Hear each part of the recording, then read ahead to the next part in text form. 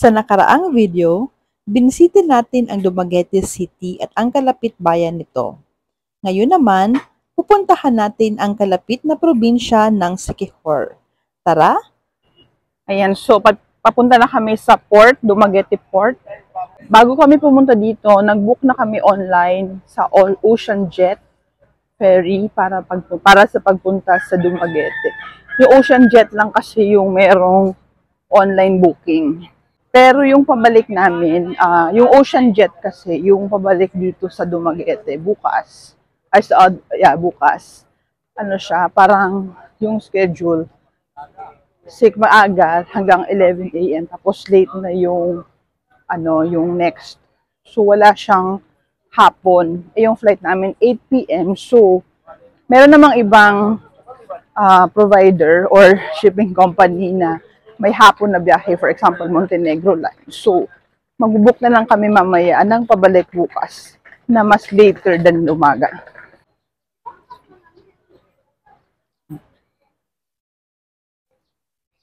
So, magdala kayo ng valid ID. Tapos, ito yung port. So, Ocean Jet Siquijor kami, Terminal 1. So, meron pa ibang shipping companies like yan, sa Montenegro, Star Marine, Siquijor, yan. Tapos ito, kailangan nyo mag-check-in muna kahit na may ticket na kayo. Yung ticket outlet pala, nandun sa labas, kung bibili pa lang kayo ng ticket. So, mag-alat kayo ng time pa rin kasi medyo matagal dito sa check-in. Kailangan nyo magbayad ng terminal fee dito. 15 pesos each. So, para siyang airport. So, ito yung boarding area. Para talaga siyang airport. Okay, so nandito na ako ngayon sa loob ng seaport sa Dumaguete. Para talaga siyang airport kasi iba-iba yung biyahe. Merong biyahe to Tagbilaran, to Dapitan. So, mag-alat kayo ng at least 30 minutes. So, boarding na kami. So that's the Ocean Jet.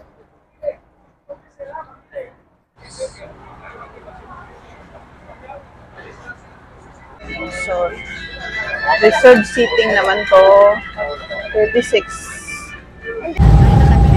So, umalis na yung sa port itong Ocean Jet Ferry. 7:39 kami umalis sa Pantalan.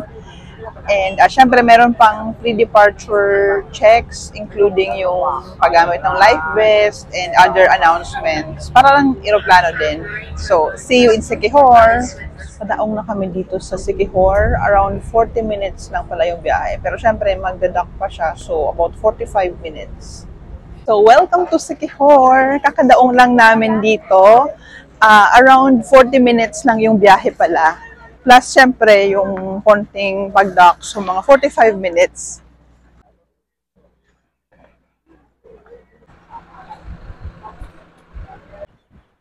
Ayan, bungad pa lang ng pier, meron ng beach. Pwede ka nang maligo agad doon, no? May resort. Bibili na kami ng ticket pabalik bukas kasi yung Ocean Jet, although may online, masyadong maaga yung pabalik namin. So, hanap kami ng iba. So, unfortunately, Ocean Jet lang yung may advance booking. Yung Montenegro, wala sila. So, bukas pa daw kung bukas yung nyo. Kasi pipiliin naman yung 3 p.m. na fast craft ng Montenegro. Kasi masyadong maaga naman yung 12 noon ng Ocean Jet. Para hindi na kami bumalik ng maaga sa Pantalan, nag-iwan na lang kami ng pera para magpabook sa isang staff. So, outside the port, makikita nyo, meron ng mga nag-offer doon ng van, ng mga tricycle, even rent a car. So, actually, kinonsider namin mag-rent a car na self-drive, kagaya nung doon sa Dumaguete, pero hindi okay yung schedule namin since 3 p.m. pa yung pabalik namin. So, 3.5 daw yun. So, na lang kami, nangontrata ng tricycle, 1.5 yung tricycle for the tour. Tapos, syempre, mag-tip ka. Tapos ngayon, breakfast muna kami dito sa harap ng port, malapit din sa tricycle area. So, ayan. So, pwede rin kayo mag-rent ng ganito. May driver na yan. So, about 3,000 daw. So, first stop dito sa aming tour, ayan yung church. Ito yung St. Francis of Assisi Parish Church dito sa Siquijor. So, pasok muna kami ng simbahan habang okay pa yung damit namin. Hindi kami naka-short sa gaya kahapon. Pero Monday ngayon, so walang misa.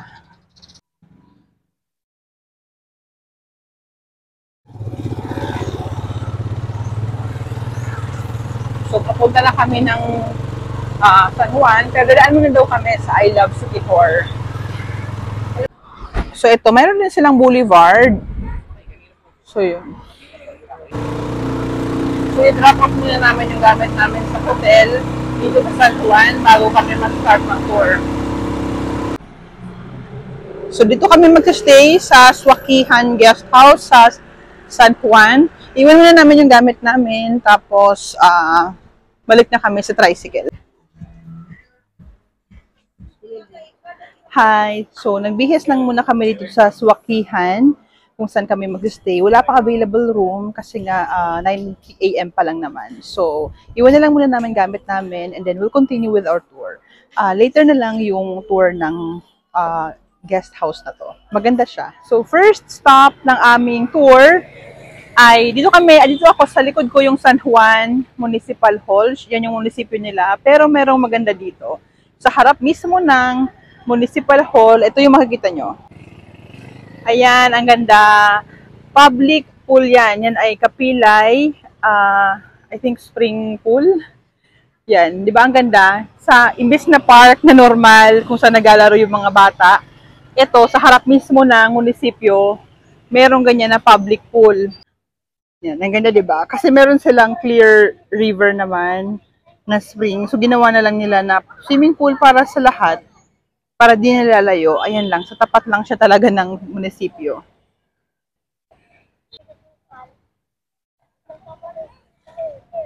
Tapos ang clear ng tubig, oh. Tingnan nyo, meron pang mga isda dyan. Merong koi fish, merong iba pa. Pero syempre, bawal hulihin yung isda. Open to sa public, so very nice. Diba? Normal kasi sa Pilipinas yung ang normal sa Pilipinas, diba, park yung mga playground lang, pero ito kakaiba. So, on the way to Pitogo Cliff. Yan, tawag siyang Pitogo kasi merong mga Pitogo trees.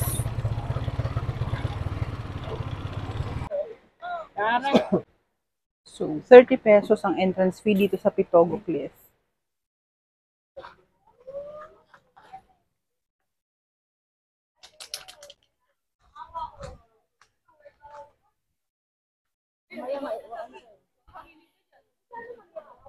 So, ito yung Pitogo Cliff. Ayan, may tatalon dun sa baba. Yan. Diyan na ba? Pa-picture silang gantilel.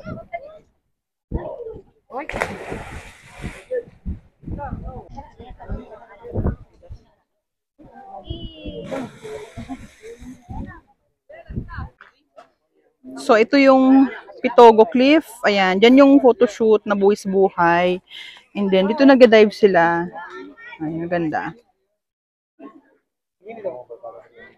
Ayan, buwis buhay talaga dito. So, Wala namang fixed na bayad sa pagpapakuha ng picture dito sa photo spot na to, pero syempre merong pila dahil ito yung pinakasikat na photo spot dito. At syempre, magbigay kayo ng malaking tip dito sa kukuha ng pictures dahil talagang buwis buhay naman. Makikita ninyo maglalakad sila sa edge ng cliff para na makakuha ng magandang picture.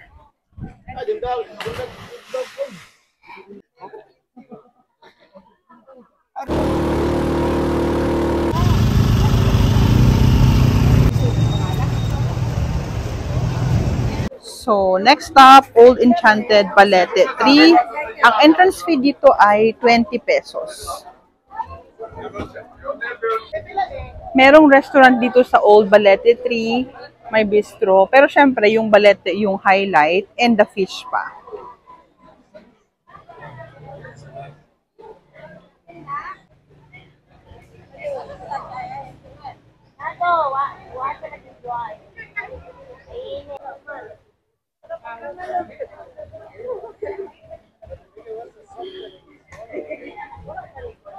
while waiting for our turn na magpa-picture dyan sa may balete. Nagpa-fish pa muna ako. Ayan, so nakakahiliti siya.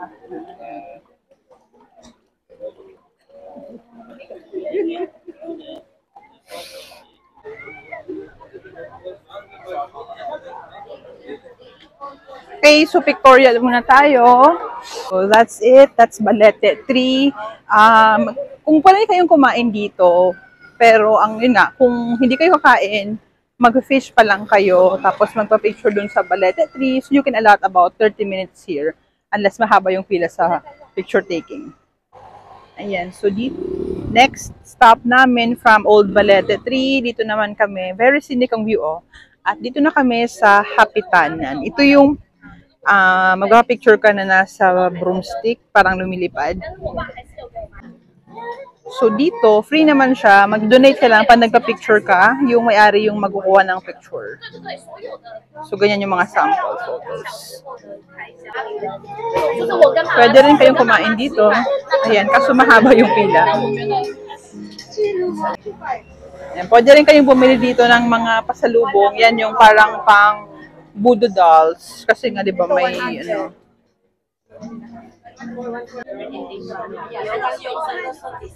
So dito, Hapitana, mag-donate na lang kayo dito. Kasi free naman, wala namang entrance dito.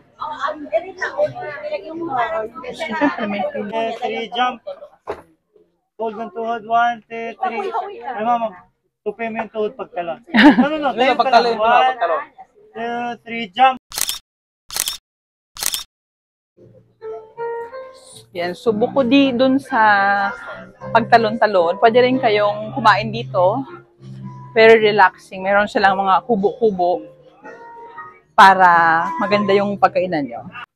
So, pwede kayong mag-order ng pagkain at dito kayo kakain. Ayan. Okay, so from Hapitanan, our next stop is here at Lazi Church. Ayan, so yan yung church and then sa harap niya naman yung convent ito.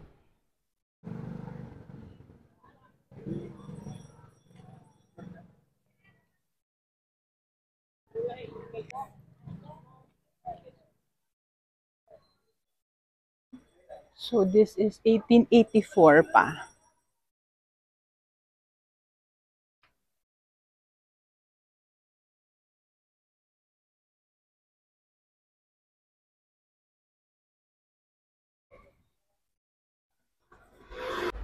Ito naman yung convent.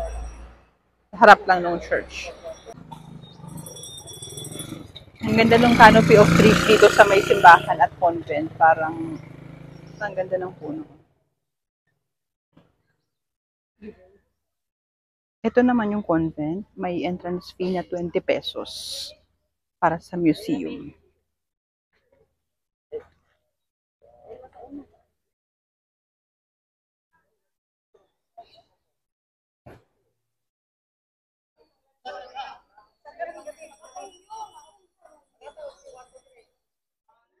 Bago kami pumunta sa Cambugahay Falls, dumaan muna kami sa isang restaurant para mag-order ng pagkain dahil mahaba din ang pila doon.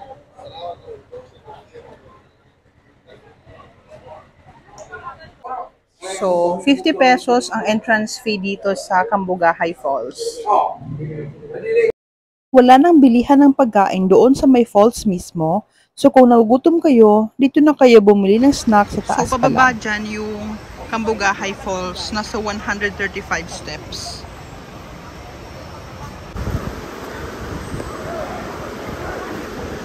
Shucks, nakalimutan ko yung aqua shoes ko na nasa kabilang bag.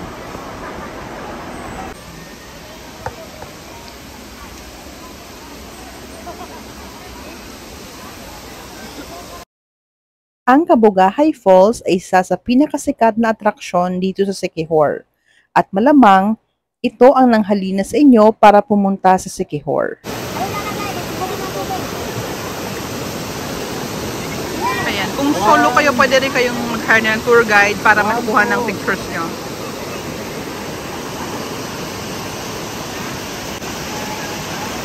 So after nyong kumuha ng big pictures doon sa may falls, pwede naman kayong maligo sa other areas. Sila ang tinatawag na human drones na isa rin sa nagpasikat dito sa Cambugahay Falls. Pwede kayong magpakuha ng video and pictures sa kanila, pero syempre magbigay kayo ng magandang tip dahil wala namang fixed na bayad. Nag-self-organize na rin sila, so kung balak ninyo magpa-human drone shot, kailangan nyo magsabi sa kanila dahil meron namang pila, so bibigyan nila kayo ng number para organize. So, turn na namin next. Sunod kami sa kanila. Ayan, so number 11 kami. Kaso may nagkasabay na number 10, which is okay lang naman. So, nagkamali yata ng number yun. So, next na kami dito sa human drone. Kasi na-double sila. Kamali yung number nila.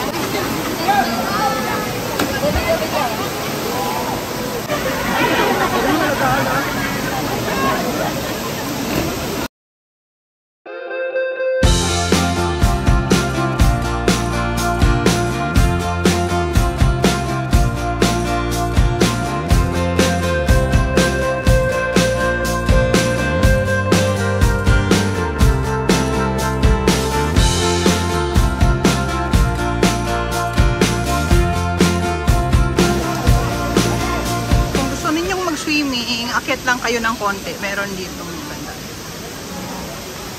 So, ito yung angle ng mga nag-human drone.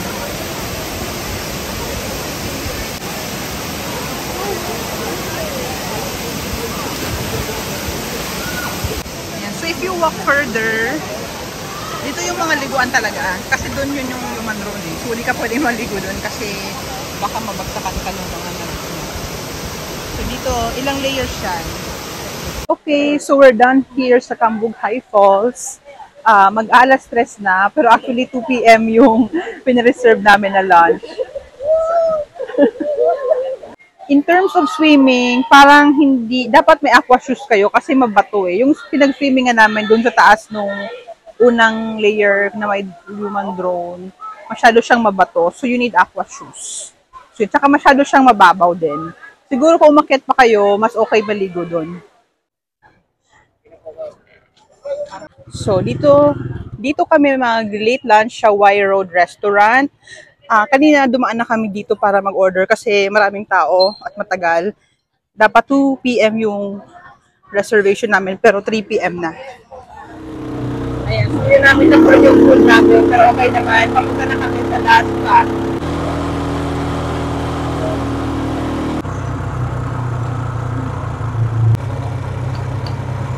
So, dito tayo sa Larena. Ayan. Bago kami makarating ng Salagdoong Beach, meron ding man-made forest dito, alas Bohol. So, pa-picture muna kami dito. So, this is Salagdoong Beach. Ang entrance fee ay 50 pesos per person. Yung regular, discounted is 40 pesos. Plus parking fee of 30 pesos.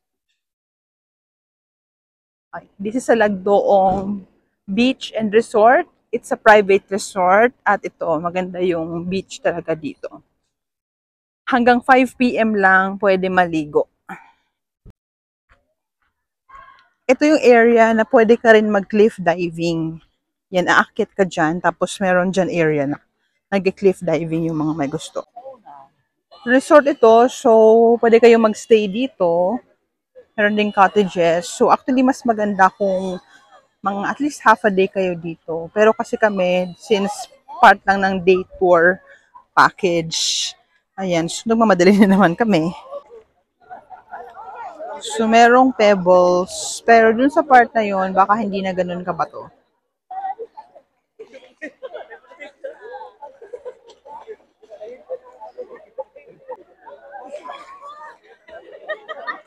Ito eh. So, dito sila nag-sunbathing. Maganda mag-sunbathing ngayon.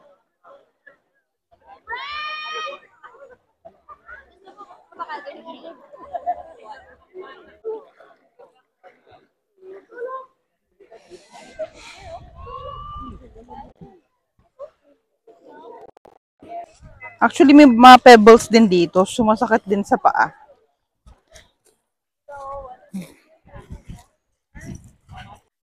So, ganito yung sa taas niya. Ito yung sa taas nung Salagdoong. Dito yung cliff diving. Ayan, so pwede kayo dyan. Pero dili ka magatubang nako para sa tangani ha. Dalas. Di apre.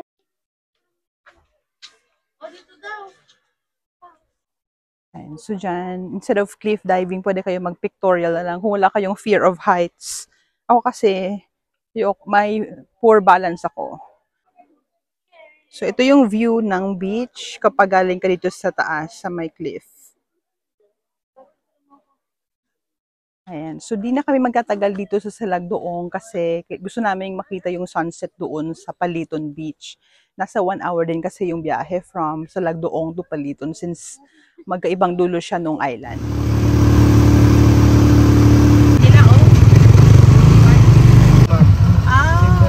So, ito yung Larena Port. Iba pa to dun sa Siquijor Port. Yan yung sa Cebu Valley.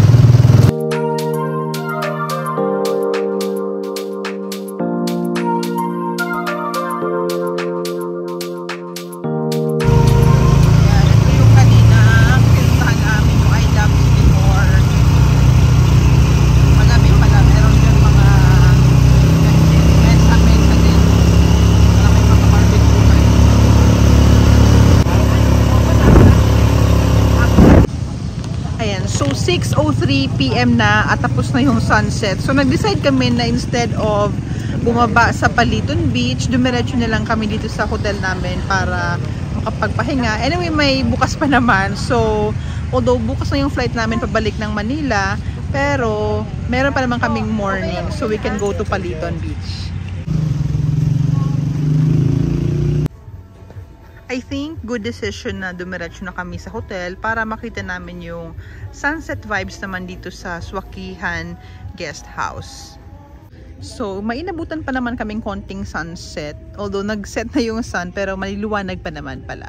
So, yun. So, nandito kami sa tapat nung Swakihan Guest House. So, maganda naman yung vibe niya. So, I think very good decision na dumiretso na kami dito. By the way, yung Paliton Beach, doon siyang area na yon. So, we will just go there tomorrow. Merong magandang view at vibe dito sa guest house. So, sa halip na lumabas pa, minabuti naming mag-relax na lang at kumain dito sa guest house. By the way, abangan niyo ang review dito sa Swakihan Guest House dahil talaga namang nagustuhan namin ang vibe dito. Sa susunod na episode at sa last day namin dito, pupuntahan naman natin ang Paliton Beach na sinasabing Malaburakay dito sa isla ng Siquijor. Maraming salamat sa panonood. Sana'y nagustuhan ninyo ang vlog na ito. Kung oo, don't forget to subscribe to my channel and to like this video.